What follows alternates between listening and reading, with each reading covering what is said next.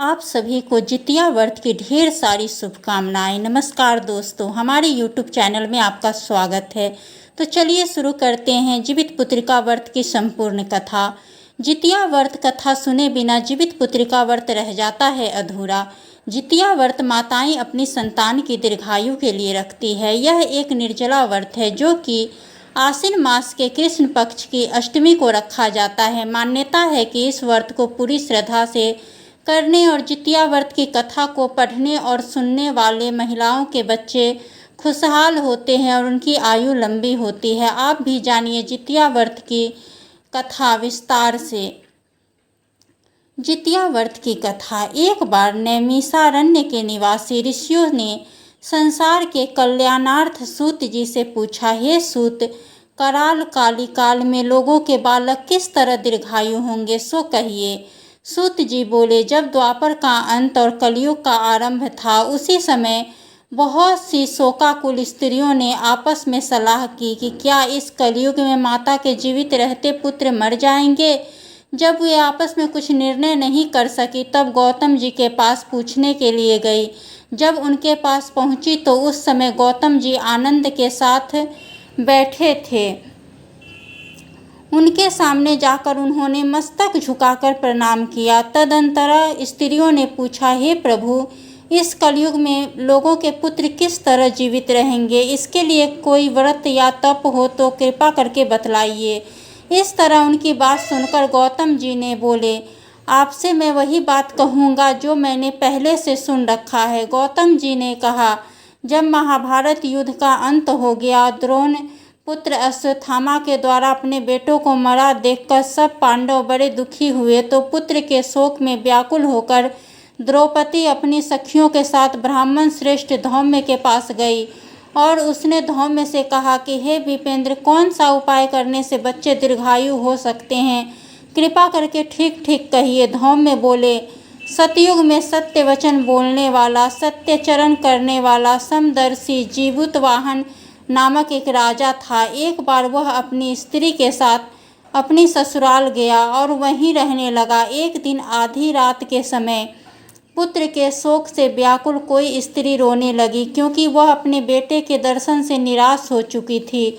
उसका पुत्र मर चुका था। वह रोती हुई कहती थी, हाय मुझ बूढ़ी माता के सामने मेरा बेटा मरा जा रहा है। उसका रुदन सुनकर राजा जीमूतवाहन का तो मानो हृदय विदीर्ण हो गया। वह तत्काल उस स्त्री के पास गया और उससे पूछा, तुम्हारा बेटा कैसे मरा है। बूढ़ी ने कहा, गरुड़ प्रतिदिन आकर गांव के लड़कों को खा जाता है।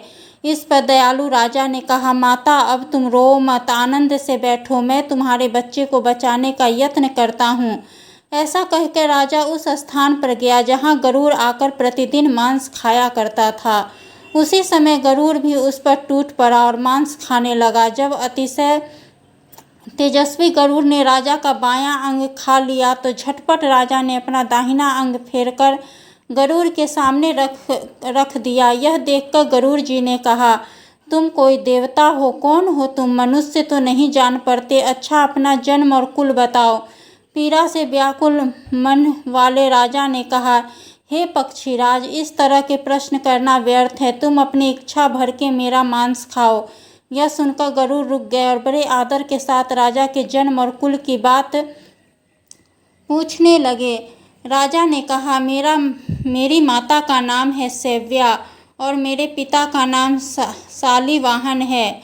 सूर्यवंश में मेरा जन्म हुआ है और जीवूतवाहन मेरा नाम है। राजा की दयालुता देखकर गरुड़ ने कहा, हे महाभाग, तुम्हारे मन में जो अभिलाषा हो वह वर मांगो। राजा ने कहा, हे पक्षीराज, यदि आप मुझे वर दे रहे हैं तो वर दीजिए कि आपने अब तक जिन प्राणियों को खाया है वो सब जीवित हो जाएं। हे स्वामीन, अब से आप यहाँ बालकों को न खाएं और कोई ऐसा उपाय करें कि जहाँ जो उत्पन्न हो वो लोग बहुत दिनों तक जीवित रहे। धौम्य ने कहा कि पक्षीराज गरुड़ राजा को वरदान देकर स्वयं अमृत लाने के लिए नागलोक चले गए। वहाँ से अमृत लाकर उन्होंने उन मरे मनुष्यों की हड्डियों पर बरसाया। ऐसा करने से सब लोग जीवित हो गए जिसको कि पहले गरुड़ ने खाया था। राजा के त्याग और गरुड़ की कृपा से वहाँ वहाँ वाले का बहुत कष्ट दूर हो गया।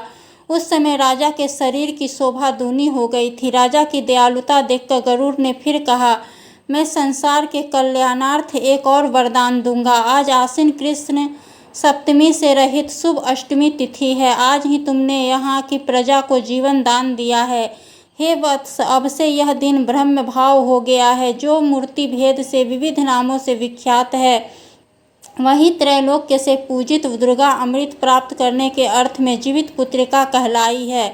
सो इस तिथि को जो स्त्रियां उस जीवित पुत्रिका की ओर कुश और आकृति बनाकर तुम्हारी पूजा करेगी, तो दिनों दिन उसका सौभाग्य बढ़ेगा और वंश की भी वृद्धि होती रहेगी। हे महाभागी, इस विषय में विचार करने की भी आवश्यकता नहीं है। हे राजन, सप्तमी से रहित और उदया तिथि की अष्टमी को व्रत करे, यानी सप्तमी वृद्ध अष्टमी जिस दिन हो उस दिन व्रत न कर शुद्ध अष्टमी को व्रत करे और नवमी में पारण करे। यदि इस पर ध्यान न दिया गया तो फल नष्ट हो जाएगा और सौभाग्य तो अवश्य नष्ट हो जाएगा। जीवित वाहन को इस तरह का वरदान देकर गरुड़ बैकुंठ धाम को चले गए और राजा भी अपनी पत्नी के साथ अपने नगर को वापस चले गए। धौम्य द्रौपदी से कहते हैं, हे देवी,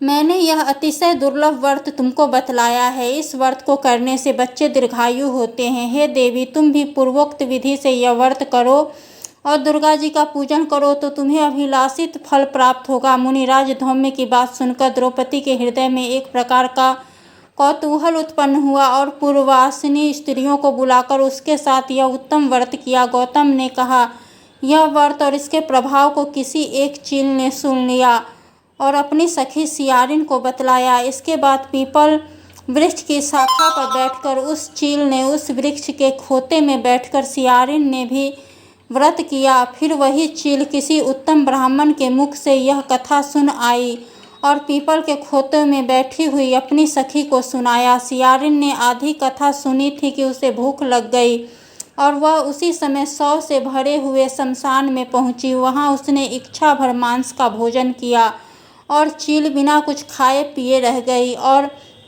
सवेरा हो गया। सवेरे वो गौशाले में गई, वहाँ से गौ का दूध पिया। इस तरह नवमी को उसने पारण किया। कुछ दिनों बाद वे दोनों मर गई और अयोध्या में किसी धनी व्यापारी के घर में जन्मी। संयोग से उन दोनों का जन्म एक ही घर में हुआ, जिसमें सियारिन ज्येष्ठ हुई और चील छोटी। दोनों सभी शुभ लक्षणों से युक्त थे, इसलिए बड़ी लड़की काशीराज और छोटी लड़की मंत्री के साथ गृहपत्य अग्नि के सामने विधिपूर्वक ब्याही गई। पूर्व जन्म के कर्म फल से वह मृगनयनी रानी हुई। जिस किसी भी संतान को उत्पन्न करती वह मर जाती थी और पूर्व जन्म की बातों को स्मरण करने वाली मंत्री की पत्नी ने 8 वसुओं के सुदृश तेजस्वी 8 बेटे उत्पन्न किए और सभी जीवित रह गए। अपनी बहन के पुत्रों को जीवित देखकर ईर्ष्यावश राज्य पत्नी ने अपने स्वामी से कहा कि यदि तुम मुझे जीवित रखना चाहते हो तो इस मंत्री के भी पुत्रों को उसी जगह भेज दो जहाँ मेरे बेटे गए हैं, अर्थात इन्हें भी मार डालो। यह सुनकर राजा ने उस मंत्री के पुत्रों को मारने के लिए कई प्रकार के उद्योग किए, पर मंत्री पत्नी ने जीवित पुत्रिका के पुण्य बल से बचा लिया। एक दिन राजा ने अपने आदमियों से उन पुत्रों का सिर कटवाकर पिटारी में रखवाया और वह पिटारी उनकी माता मंत्री पत्नी के पास भेज दिया, किंतु वे 8 सिर